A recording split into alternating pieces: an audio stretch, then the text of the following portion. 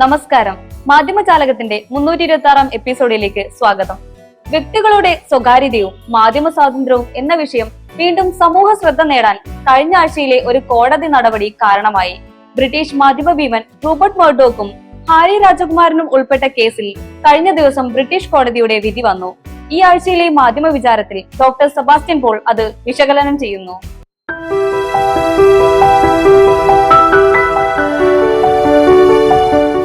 മാധ്യമ സംവാദങ്ങളിൽ പതിവായി കേട്ടിരുന്ന പേരാണ് റൂപ്പർട്ട് മർഡോക്ക്.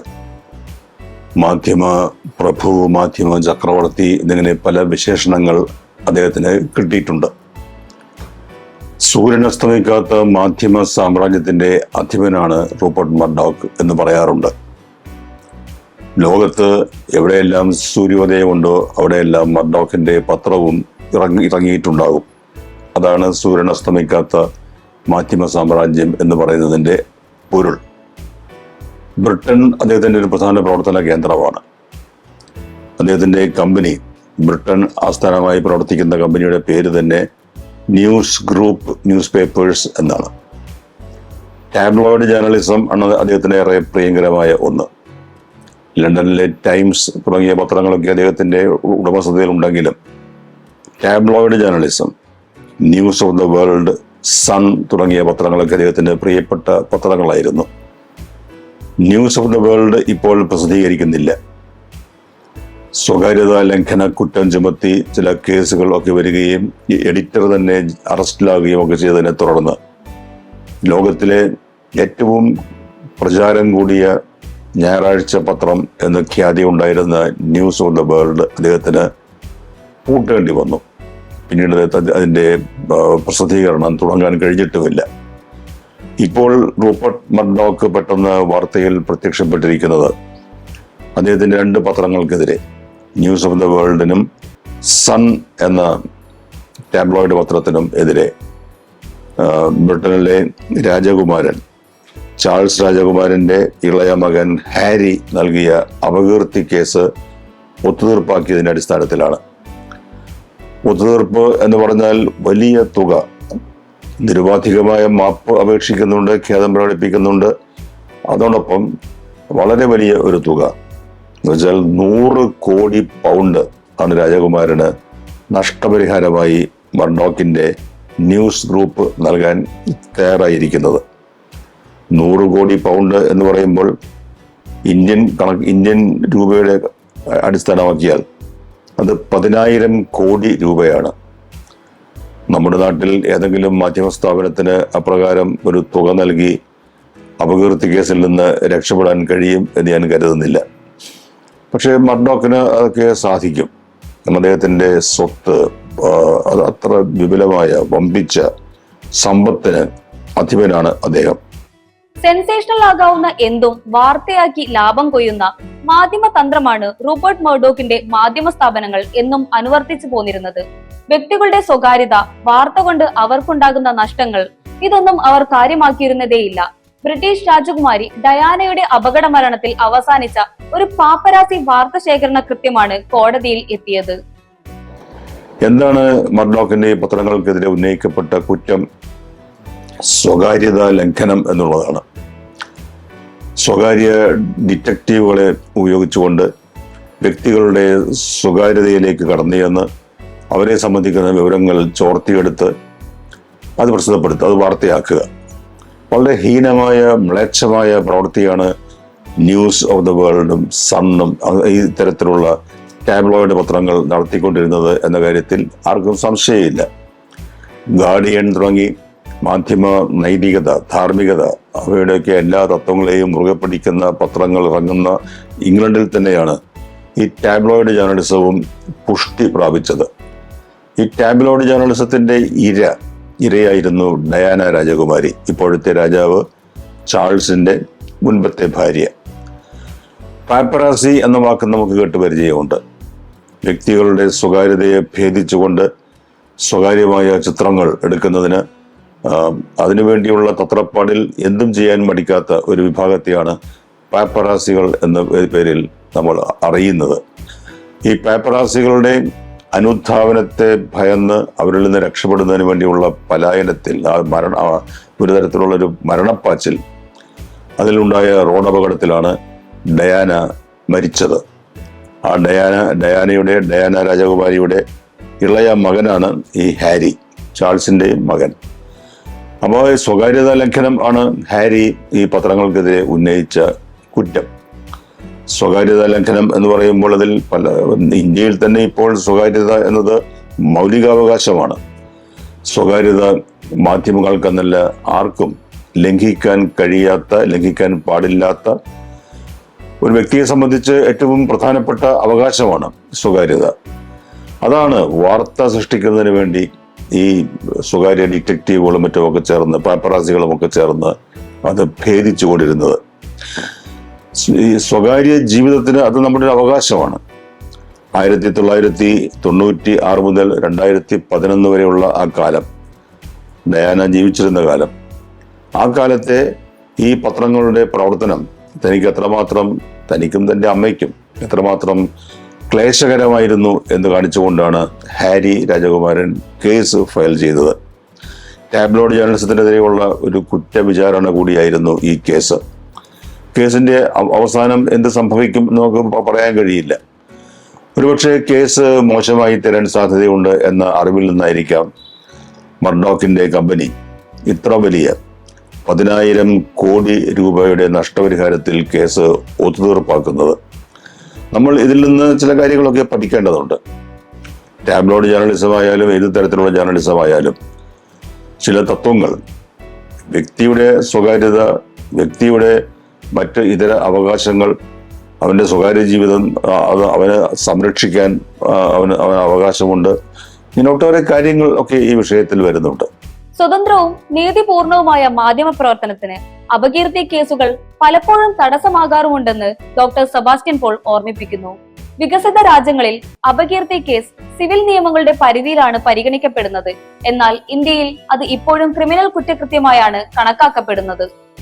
ഈ അപകീർത്തി കേസ്, ഡിഫമേഷൻ, അതിന്റെ ഈ ക്രിമിനൽ സ്വഭാവം ഇല്ലാതാക്കിയ രാജ്യമാണ് ബ്രിട്ടൻ.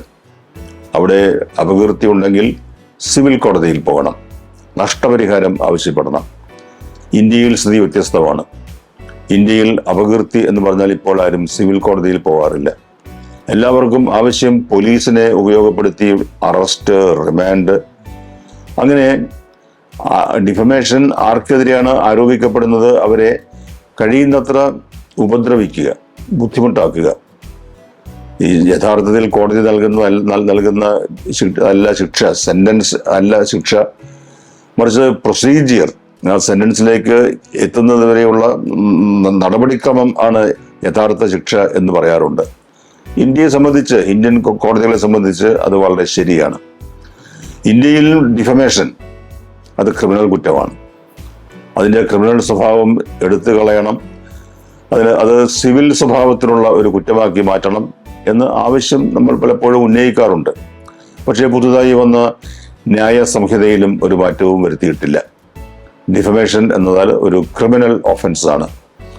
അത് വിചാരണ ചെയ്ത് ആർക്കെതിരെയാണോ ആ കുറ്റം ആരോപിക്കുന്നത് അയാളെ ജയിലിൽ അടയ്ക്കാം. അതിലാണ് നമുക്കെല്ലാം സന്തോഷം. മാധ്യമ പ്രവർത്തനത്തെ സംബന്ധിച്ച്, അല്ലെങ്കിൽ അഭിപ്രായ പ്രകടന സ്വാതന്ത്ര്യം എന്ന പൊതുവായ അവകാശത്തെ സംബന്ധിച്ച് വളരെയേറെ ഹാനികരമായ അവസ്ഥയാണ് ഇത് എന്ന കാര്യത്തിൽ ഒരു സംശയവുമില്ല. ചില്ലിംഗ് ഇഫക്റ്റ് എന്നാണ് പറയുന്നത്. കാരണം അപകീർത്തി കേസുണ്ടായാൽ സംഭവിക്കുന്ന മറ്റു കാര്യങ്ങൾ, അറസ്റ്റ് ഉൾപ്പെടെയുള്ള കാര്യങ്ങൾ, പോലീസിന്റെ വേട്ടയാടൽ, പോലീസിന്റെ ചോദ്യം ചെയ്യൽ, അതിൽ നിന്നൊക്കെ ഒഴിവാകുന്നതിന് വേണ്ടി നമ്മൾ മനഃപൂർവ്വം കൃത്രിമമായി സംയമനം പാലിക്കും. പറയേണ്ട കാര്യങ്ങൾ നമ്മൾ പറയില്ല. പറയുന്നതിന് സ്വാതന്ത്ര്യമുണ്ട്, പക്ഷെ ആ സ്വാതന്ത്ര്യം നമ്മൾ വിനിയോഗിക്കില്ല. എന്തിനേ വയ്യാവരിയൊക്കെ പോകുന്നു. അങ്ങനെ ഒരു അവസ്ഥ വന്നാൽ അഭിപ്രായ പ്രകടന സ്വാതന്ത്ര്യത്തിന് സംഭവിക്കുന്ന ഒരു മരവിപ്പ് ഉണ്ടാകും. അതിനാണ് ഈ ചില്ലിംഗ് ഇഫക്റ്റ് എന്ന് പറയുന്നത്.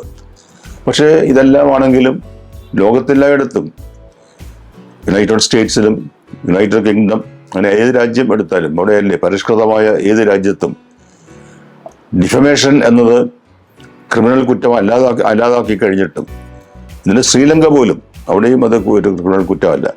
നമ്മൾ അതിൽ ഇപ്പോഴും മുറുകെ പിടിച്ചു നിൽക്കുകയാണ്. നമ്മുടെ പ്രസിദ്ധമായ ലോകാംഗീകാരം നേടിയ അഭിപ്രായ പ്രകടന സ്വാതന്ത്ര്യം എന്ന മൗലികാവകാശത്തിന് അതിനെ മരവിപ്പിക്കുന്ന ആ സ്വാതന്ത്ര്യം വിനിയോഗിക്കുന്നതിന് ജനങ്ങൾക്ക് വിമുഖത ഉണ്ടാക്കുന്ന രീതിയിൽ ആണ് നമ്മുടെ നീതി ന്യായ സംവിധാനം പ്രവർത്തിക്കുന്നത്. അതുകൊണ്ട് 10,000 കോടി അതൊക്കെ നഷ്ടപരിഹാരം വന്നാൽ ആർക്ക് താങ്ങാൻ കഴിയും എന്ന ചോദ്യം അവശേഷിക്കുമ്പോഴും റൂപ്പർട്ട് മർഡോക്കിന് എല്ലാം സാധ്യമാണ്. അതുകൊണ്ടാണല്ലോ തനിക്കെതിരെ വന്നേക്കാവുന്ന ഒരു ശിക്ഷ അത് ഒഴിവാക്കുന്നതിന് നിരുപാധികമായ ഖേദപ്രകടനം നടത്തിയിരിക്കുന്നു. അതോടൊപ്പം 100 കോടി പൗണ്ട് 10,000 കോടി രൂപ നഷ്ടപരിഹാരമായി നൽകാനും തയ്യാറാകുന്നു. ഹാരി രാജകുമാരൻ അതുകൊണ്ട് തൃപ്തിപ്പെടും എന്ന് നമുക്ക് കരുതാം. കാഴ്ചക്കാരന്റെ ദൃശ്യബോധത്തെ സൗന്ദര്യ രീതിശാസ്ത്രത്താൽ ആവേശം കൊള്ളിക്കുകയും മറ്റു ചിലപ്പോൾ മനസ്സിന്റെ അഗാധ തലങ്ങളെ ആഴത്തിൽ മുറിവേൽപ്പിക്കുകയും ചെയ്യുന്നുണ്ട് വാർത്താ ചിത്രങ്ങൾ. തീനാളങ്ങൾ വിഴുങ്ങിയ കാലിഫോർണിയയിലെ കാടകങ്ങളിൽ നിന്നുയരുന്ന പുകപടലങ്ങൾ, ആകാശത്തെ കറുപ്പണിയിക്കുന്നതും കാർമേഘങ്ങൾ ഒഴിഞ്ഞ ഗാസയുടെ ആകാശത്തിൽ പ്രതീക്ഷയുടെ കിരണങ്ങൾ തെളിയുന്നതും അടങ്ങിയ വാർത്താ ചിത്രങ്ങളിലെ വൈവിധ്യ കാഴ്ചകൾ ചിത്രജാലകത്തിലൂടെ അനാവരണം ചെയ്യുന്നു മുതിർന്ന ഫോട്ടോ ജേർണലിസ്റ്റും മീഡിയ അക്കാദമി അധ്യാപകരുമായ ബി ചന്ദ്രകുമാർ.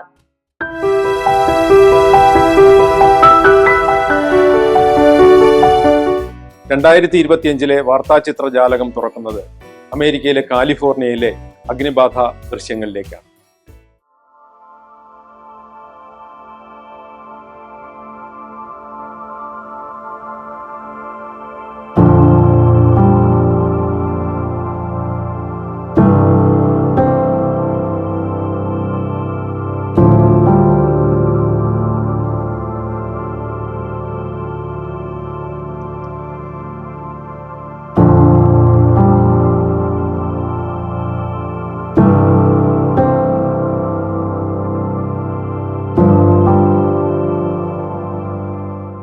രണ്ട് ലക്ഷത്തോളം മനുഷ്യരെ മാറ്റിപ്പാർപ്പിച്ചു. 10,000-ഓളം വീടുകൾ വെന്ത് വെണ്ണീറായി. ആളിപ്പടർന്ന കാട്ടുതീയും പേറി കൊടുങ്കാറ്റ് ജനവാസ മേഖലയിലേക്ക് ആഞ്ഞു വീശിയപ്പോൾ പതറിപ്പോയ അമേരിക്കയാണ് ലോകം കണ്ടത്. ആ കാഴ്ചകൾ കണ്ടപ്പോൾ ലോക മനസാക്ഷിയുടെ മുന്നിൽ തെളിഞ്ഞത് കഴിഞ്ഞ 1 വർഷക്കാലം പാലസ്തീനിലെ ഗാസയിൽ നടന്ന മനുഷ്യക്കുരുതിയുടെ മനസ്സ് നീറുന്ന കാഴ്ചകളാണ്.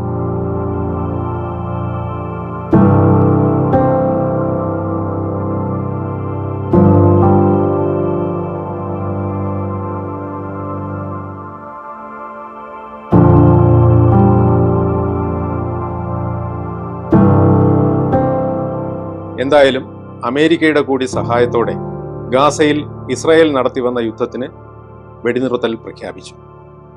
താൽക്കാലികമായെങ്കിലും സമാധാനം കൈവന്ന ഭൂമിയിലേക്ക് മനുഷ്യർ തിരിച്ചു വരുന്ന ദൃശ്യങ്ങളാണ് ഇപ്പോൾ മാധ്യമങ്ങളിൽ നിറയെ.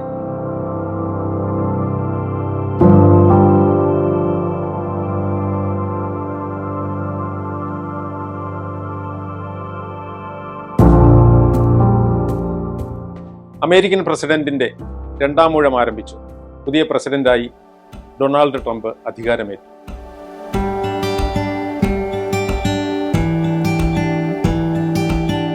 ആ ദൃശ്യങ്ങളെക്കാൾ പ്രാധാന്യം അദ്ദേഹത്തിന്റെ പുതിയ പ്രഖ്യാപനങ്ങൾക്കായിരുന്നു. ലോകാരോഗ്യ സംഘടനയിൽ നിന്ന് അമേരിക്ക ഒഴിഞ്ഞതും ക്യൂബയെ വീണ്ടും ഭീകര പട്ടികയിൽ ഉൾപ്പെടുത്തിയതുമായ വാർത്തകൾക്ക് മാധ്യമങ്ങൾ മുഖ്യ പ്രാധാന്യം നൽകി. ഡിസംബറിന്റെ നഷ്ടമായി സാഹിത്യകാരൻ MT വാസുദേവൻ നായരും ജനുവരിയുടെ നഷ്ടമായി ഗായകൻ P ജയചന്ദ്രനും മാറി. ഇരുവരെയും ഓർക്കുമ്പോൾ മനസ്സിൽ തെളിഞ്ഞു വരുന്ന 2 ചിത്രങ്ങളുണ്ട്. നടൻ മമ്മൂട്ടിയുടെ നെഞ്ചിൽ അമർന്നു നിൽക്കുന്ന MTയും ഗായകൻ യേശുദാസിന്റെ നെഞ്ചോട് ചേർന്ന് നിൽക്കുന്ന P ജയചന്ദ്രനും അപൂർവമായി സംഭവിക്കുന്ന 2 അസുലഭ നിമിഷങ്ങൾ. മാധ്യമം ദിനപത്രത്തിൽ കണ്ട ഒരു കൗതുക കാഴ്ച വ്യത്യസ്തമായി. തിരുവനന്തപുരം ശ്രീവരാഹം ക്ഷേത്രക്കുളത്തിൽ ഇരപിടിക്കുന്ന ചേരക്കോഴിയുടെ ദൃശ്യം. അന്നത്തിനു വേണ്ടിയാകുമ്പോൾ മറ്റു വൈകാരിക ബാധ്യതയില്ലല്ലോ എന്ന അടിക്കുറിപ്പോടെ നൽകിയിരിക്കുന്ന ചിത്രം ഫോട്ടോഗ്രാഫർ PP ബിജു ആണ് ക്യാമറയിൽ പകർത്തിയത്. രാജാ രവിവർമ്മയുടെ നാട്ടിൽ നടന്ന കലോത്സവത്തിൽ ചിത്രകലയും ഫോട്ടോഗ്രാഫിയും ചേർന്ന് ഒരു വിസ്മയം തീർത്ത കാഴ്ച മലയാള മനോരമയിൽ.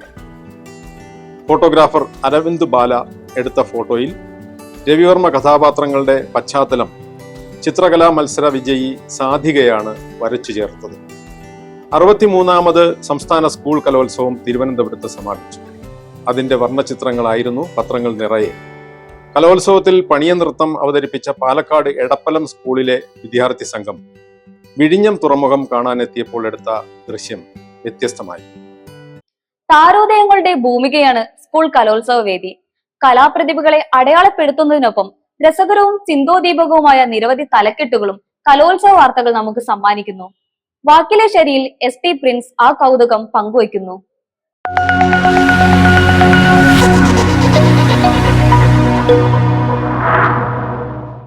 കലോത്സവങ്ങൾ കലയുടെ മാറ്റുരയ്ക്കാനുള്ള വേദി മാത്രമല്ല, ഓരോ രംഗത്തെയും പുതിയ താരോദയത്തിനുള്ള വേദി കൂടിയാണ്.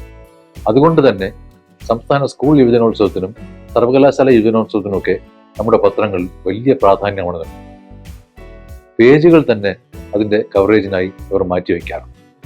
ഇത്തവണത്തെ സംസ്ഥാന സ്കൂൾ യുവജനോത്സവം നടന്നത് തിരുവനന്തപുരത്താണ്. തിരുവനന്തപുരം ആയതുകൊണ്ട് ആ നഗരത്തിന്റെ പേരുമായി ചേർത്ത ഒരുപാട് ശീർഷകങ്ങൾ കാണാൻ പറ്റും. ആനന്ദപുരം എന്നാണ് ഒരു പത്രം എഴുതിയിരുന്നത്. മറ്റൊരു പത്രത്തിൽ കലാനന്ദപുരി എന്ന് എഴുതിയിരുന്നു. അനന്തപുരി എന്നാണല്ലോ തിരുവനന്തപുരത്തെ മറ്റൊരു പേര്. ഇതൊന്നും പോരാഞ്ഞിട്ടാണെന്ന് തോന്നുന്നു ട്രിവാൻഡ്രം എന്ന പേര് കൂടി ചേർത്തുകൊണ്ട് ഒരു പത്രം എഴുതി ത്രില്ലാൻഡ്ര. കാരണം യുവജനോത്സവത്തിന്റെ ത്രിൽ അങ്ങ് കയറി എന്നതിന്റെ ഒരു സൂചന. ആറാട്ട് നടക്കുന്ന ഒരു നഗരമാണല്ലോ തിരുവനന്തപുരം. അതുകൊണ്ടാവാം ഒരു പത്രത്തിൽ ആർട്ട് ആറാട്ട് എന്നാണ് എഴുതി കണ്ടത്. അങ്ങനെ യൂത്ത് ഫെസ്റ്റിവലിന്റെ ത്രിൽ അനുദിനം കയറി വന്നപ്പോൾ എഴുത്തിന്റെ ശൈലിയിലും ആ ത്രിൽ കാണാനായി. കഴിവുറ്റ കലാപ്രതിഭകളെ പ്രോത്സാഹിപ്പിക്കാനുള്ള വേദി മാത്രമല്ല യൂത്ത് ഫെസ്റ്റിവലുകൾ. ഇവിടെ യൂത്ത് ഫെസ്റ്റിവലിന്റെ കവറേജിനിടയിൽ ചില വാക്കുകൾ പ്രചരിപ്പിക്കാനുള്ള ഒരു ശ്രമവും പത്രങ്ങൾ നടത്തിയിരുന്നു. ഈ അടുത്ത് തന്ത വൈബ് എന്നൊരു വാക്ക് മലയാളത്തിലേക്ക് ഒരു പത്രം കൊണ്ടുവന്നു. അതേ പത്രത്തിൽ തന്നെ വൈബും വൈഭവവും ചേർത്തുള്ള ഒരു മസാലയാണ് കണ്ടത്. അതിൽ തന്നെ വൈബ് സീരീസ് എന്നും കണ്ടിരുന്നു. സാധാരണമായി വെബ് സീരീസ് എന്ന് കാണാറുണ്ടല്ലോ, അതുപോലെ വൈബ് സീരീസ് എന്നൊരു ശീർഷകം. മത്സരത്തിൽ മാത്രമല്ല മാധ്യമ ശ്രദ്ധ പതിയുന്നത്. ഒരാൾ വഴുതിപ്പോയ ജീവിതത്തെ കലയിലൂടെ തിരിച്ചുപിടിച്ച ഒരു റിപ്പോർട്ട് കണ്ടു. ജീവന കല എന്നായിരുന്നു അതിനെഴുതിയിരുന്നത്. കാണം വിറ്റും ഓണം ഉണ്ണണം എന്നൊരു ചൊല്ലുണ്ടല്ലോ, അതുപോലെയാണ് യുവജനോത്സവത്തിന്റെ കാര്യം. പല ആളുകളും പല മത്സരങ്ങൾക്കും പങ്കെടുക്കാനുള്ള നിവൃത്തിയില്ലെങ്കിലും പണയം വെച്ചും കടം വാങ്ങിയും ഒക്കെ യുവജനോത്സവത്തിൽ എത്താറുണ്ട്. അതുകൊണ്ട് തന്നെ ഒരു പത്രം യുവജനോത്സവത്തിൽ ഓരോരുത്തർക്കും നേരിടേണ്ടി വരുന്ന ചെലവിനെ കുറിച്ചുള്ള ഒരു റിപ്പോർട്ട് നൽകിയിരുന്നു. മണിക്കിലുക്കം എന്നാണ് എഴുതിയത്. മണി എന്നത് മലയാളത്തിലെ മണിയല്ല, ഇംഗ്ലീഷിലെ മണിയാണെന്ന് മാത്രം. കലോത്സവ റിപ്പോർട്ടിങ്ങിൽ രസകരമായ ഒന്ന് രണ്ട് ശീർഷകങ്ങൾ കണ്ട കാര്യം കൂടെ പറയാം. വരൂ കലയിൽ അലിയാം എന്ന് ഒരു പത്രം എഴുതിയിരിക്കുന്നു. എടാ മോനെ കലക്കാം എന്നെഴുതിയ ഒരു പത്രവുമുണ്ട്. അതിലൊക്കെ കല എന്ന വാക്ക് മറ്റൊരു മഷി കൊണ്ട് അച്ചടിച്ച് ഇത് കല ആണ് എന്ന് സ്ഥാപിക്കാൻ അവരങ്ങ് ശ്രമിക്കും. കലോത്സവങ്ങളിൽ മന്ത്രിമാരൊക്കെ വേദി സന്ദർശിക്കുന്നത് ഒരു പതിവാണ്. അത് വാർത്തയാകാറുമുണ്ട്. ഒരു മന്ത്രി ഇതുപോലൊരു വേദിയിലെത്തിയപ്പോൾ കല ക്യാബിനറ്റ് എന്ന് ഒരു പത്രം എഴുതിയിരുന്നു. മത്സരം തിരുവനന്തപുരത്ത് ആയതുകൊണ്ടും തിരുവനന്തപുരത്ത് ഒരു തുറമുഖം ഉയർന്നു വരുന്നതുകൊണ്ടും തീരവും തുറമുഖവും ഒക്കെ വാർത്തയിൽ തന്നെ നിറഞ്ഞു നിന്നു. മെല്ലെ വീശിയ കാറ്റിനൊപ്പം കലയുടെ കപ്പൽ അനന്തപുരി തുറമുഖത്തെത്തി എന്നാണ് ഒരു പത്രം എഴുതിയത്. അതിൽ പറയുന്നു 20,000 കരങ്ങളുടെ ആർദ്രമായ അഭിവാദ്യം. ആർദ്രമായ എന്ന പ്രയോഗത്തോടൊപ്പം ചേർക്കാവുന്നതാണോ ഈ കരഘോഷം എന്നത് ഒരു സംശയം. ഇനി അഭിവാദ്യം എന്ന വാക്ക്, അത് ശരിക്കും അഭിവാദനം ആണ് ആകേണ്ടത്. അഭിവാദ്യം എന്ന് വെച്ചാൽ അഭിവാദനം അർഹിക്കുന്നത് എന്നാണ് അർത്ഥം. ആർദ്രമായ ആശ്ലേഷം എന്നൊക്കെ ആയിരുന്നെങ്കിൽ കുറെ കൂടെ നന്നായിരുന്നു. ഊഷ്മളമായ കരഘോഷമായിരുന്നെങ്കിലും വളരെ ഭേദമാണ്. പക്ഷെ ഇതിനെ തൊട്ട് താഴെ എഴുതിയിരിക്കുന്നത് യാനത്തിൽ നിന്നിറങ്ങി 15,000 കുരുന്നുകളെന്ന്. അപ്പോൾ 20,000 കരങ്ങളുടെയും 15,000 ആളുകളുടെയും തമ്മിലൊരു കണക്കങ്ങോട്ട് പൊരുത്തപ്പെടുന്നു. തുറമുഖം അണഞ്ഞു കലക്കപ്പൽ എന്നായിരുന്നു അവിടെ കണ്ട ഒരു ശീർഷകം. യുവജനോത്സവം അവസാനിക്കാറായപ്പോഴും തീരമണയുന്ന കാര്യമൊക്കെ പത്രത്തിലുണ്ടായിരുന്നു. തീരമണയുന്നു എന്നൊരു ശീർഷകം, അത് 2 മഷി കൊണ്ടാണ് അച്ചടിച്ചിരിക്കുന്നത്. വേണമെങ്കിൽ നമുക്ക് തീരുന്നു എന്ന് ഒന്ന് വായിക്കാം. സാധാരണമായി ഇങ്ങനെ 2 മഷി കൊണ്ട് അച്ചടിച്ച് കാണിക്കുമ്പോൾ ഒരു വാക്ക് പൂർണ്ണമായി ഒരു മഷിയിൽ അച്ചടിക്കാറുണ്ട്. ഇവിടെ ഒരു വാക്കിന്റെ പകുതിയും അതിന്റെ ചിഹ്നവും ഒരു നിറത്തിൽ അച്ചടിക്കുന്ന ഒരു രീതിയാണ് കണ്ടത്. മറ്റൊരു പത്രത്തിൽ ഒടുക്കം കട്ട കുതിപ്പ് എന്ന് കണ്ടു. അവിടെ വേണമെങ്കിൽ നമുക്ക് കപ്പെന്ന് വായിക്കാൻ വേണ്ടിയാണ് ഈ ഒരു സാഹസം ആ പത്രം നടത്തിയിരിക്കുന്നത്. ചുരുക്കി പറഞ്ഞാൽ അക്ഷരവും ചിഹ്നവും ഒക്കെ പല നിറത്തിലാക്കി ഒരു ഒന്നൊന്നര ഒപ്പിക്കൽ എന്ന് പറയാം. കപ്പ് വിജയികൾ കൊണ്ടുപോയപ്പോൾ സ്വർണ്ണ കുടമാറ്റം എന്നാണ് ഒരു പത്രം എഴുതിയത്. എല്ലാ യുവജനോത്സവം അവസാനിക്കുമ്പോൾ ഇനി വീണ്ടും കാണാമെന്ന് പറയുന്ന ഒരു പതിവുണ്ട്. ഇവിടെയും അങ്ങനെ ഉണ്ടായിരുന്നു. ഒരു പത്രത്തിൽ CU എന്ന് 2 ഇംഗ്ലീഷ് അക്ഷരങ്ങൾ വലുതായി എഴുതിയിട്ടുണ്ട്. CU എന്ന ഇംഗ്ലീഷ് പ്രയോഗം കാണിക്കാൻ വേണ്ടി ആയിരിക്കാം അത്. ഇംഗ്ലീഷിലെ ചില വാക്കുകൾക്ക് ഒരു പ്രശ്നമുണ്ട്. കേട്ടാൽ ഒരുപോലെ ഇരിക്കും, പക്ഷെ സ്പെല്ലിംഗ് 2 ആയിരിക്കും, അർത്ഥവും 2 ആയിരിക്കും. ഒരു ഉദാഹരണം ബെസ്റ്റ് എന്ന് ഒരു വാക്കാണ്. ബെസ്റ്റും ഉണ്ട്, ബസ്റ്റും ഉണ്ട്. ബെസ്റ്റ് എന്നാൽ ഏറ്റവും നല്ലത് എന്നർത്ഥം. ബസ്റ്റ് എന്ന് പറഞ്ഞാൽ നമ്മൾ സാധാരണമായി അർത്ഥകായ പ്രതിമ എന്നൊക്കെ പറയുമല്ലോ, അതാണ് ബസ്റ്റ്. നെഞ്ചളവ് എന്നൊക്കെ പറയാം. ചില സ്ഥലത്ത് അവതാരകർ ബെസ്റ്റ് ആക്ടർ എന്ന് ഉള്ളതിനെ ബസ്റ്റ് ആക്ടർ എന്നൊക്കെ പറഞ്ഞു കേൾക്കാറുണ്ട്. അപ്പൊ നമ്മൾ ആലോചിക്കും, ഇവർ നെഞ്ചുകൊണ്ടാണോ അഭിനയിച്ചത്? ഗസ്റ്റ് എന്നൊരു വാക്കുണ്ട്, GUST. കൊടുങ്കാറ്റെന്നാണ് അർത്ഥം. ഗസ്റ്റ് അതിഥി എന്നർത്ഥം വരുന്നു. ഇത് പറയുമ്പോൾ ചിലപ്പോൾ തെറ്റിപ്പോകുന്നത് പോലെ മലയാളത്തിൽ എഴുതുമ്പോഴും ചില ആശയക്കുഴപ്പം ഉണ്ടാകാൻ സാധ്യതയുണ്ട്. ഇത് പറയാൻ കാരണം ജസ്റ്റ് എന്നൊരു വാക്കാണ്. JUST ജസ്റ്റും ഉണ്ട്, JEST ജസ്റ്റുമാണ്. ജസ്റ്റ് എന്നാൽ ഇപ്പോൾ നടക്കുന്ന കാര്യത്തെക്കുറിച്ച് പറയുമ്പോൾ അല്ലെങ്കിൽ കേവലം എന്നൊക്കെ ഉള്ള അർത്ഥത്തിൽ വരുന്നതാണ്. ജസ്റ്റ് JEST എന്നാൽ തമാശ എന്നാണ് അർത്ഥം. കഴിഞ്ഞ ദിവസം ക്രിക്കറ്റർ ബൂംറയുടെ പ്രകടനത്തെക്കുറിച്ച് പറയുന്ന ഒരു പത്രം എഴുതിയിരുന്നത് ജസ്റ്റ് ബൂം എന്നാണ്. അത് ജസ്റ്റ് എന്നാണ് എഴുതിയിരിക്കുന്നത്. കേട്ടാൽ തോന്നും ബൂംറ അവിടെ എന്തോ തമാശ കാട്ടിയത്. ഈ ആഴ്ചയിലെ മാധ്യമജാലക കാഴ്ചകൾ ഇവിടെ പൂർണ്ണമാകുന്നു. കൂടുതൽ വിശേഷങ്ങളുമായി, കൂടുതൽ കാഴ്ചകളുമായി അടുത്തയാഴ്ച ഇതേ ദിവസം ഇതേ സമയം. നന്ദി, നമസ്കാരം.